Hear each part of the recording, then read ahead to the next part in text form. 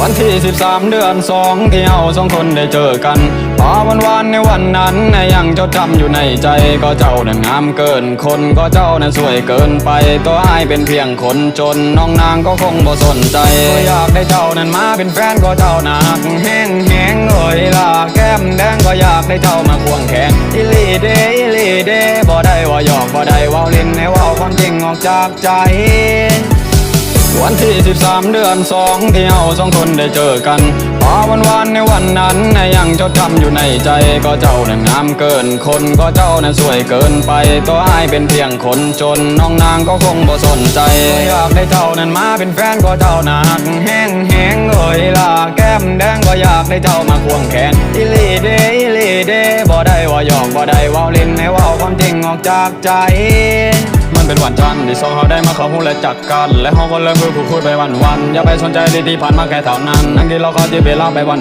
เป็นคนธรรมดาที่สุดฉันจะพิเศษก็คงได้แต่ฝันว่าจะนอนในเบดแล้วว่าสักวันเจ้าจะเป็นไมเคิลเฟนก็เจ้านั้นงามไม่สามเสยหุ้มห่างหน้าตาโอเคเลยหอยยิ้มแววตาก็มีเสน่ห์เบิ่งไปในมาโอ้โหโคตรเท่ถ้าหากว่าเจ้าบ่มีไผก็อยากให้เจ้านั้นเปิดใจให้อ้ายเข้าไปสิได้บ่นอถึงหน้าตาอ้ายสิบ่ได้รอโอ้เดินนางไม่ซ้ำไว้โปรดเชื่อใจได้เลยสิบ่ทำให้น้ำตาคอถ้าคบกับอ้ายคนนี้นั้นนอนน้องนางคนงามจงเชื่อใจ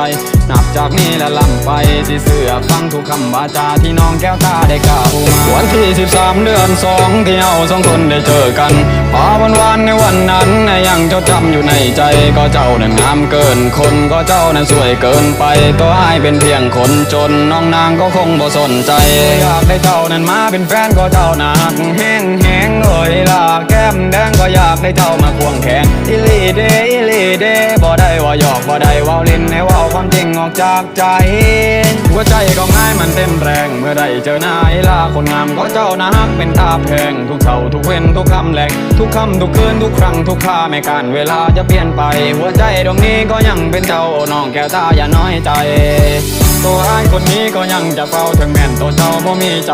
ตื่นมาในตอนเช้าแงนมองหน้าบ้านแสนยาวไกลและโชคดีที่เจอน้องนางคนดีเข้ามาในหัวใจให้ลงรอยยิ้มของเจ้าทำเอาหัวใจแทบสิวายวันที่13เดือน2ที่เราสองคนได้เจอกันพอวันในวันนั้นยังจดจำอยู่ในใจก็เจ้านั้นงามเกินคนก็เจ้านั้นสวยเกินไปตัวอ้ายเป็นเพียงคนจนน้องนางก็คงบ่สนใจอยากได้เจ้านั้นมาเป็นแฟนก็เจ้าหนักแห้ง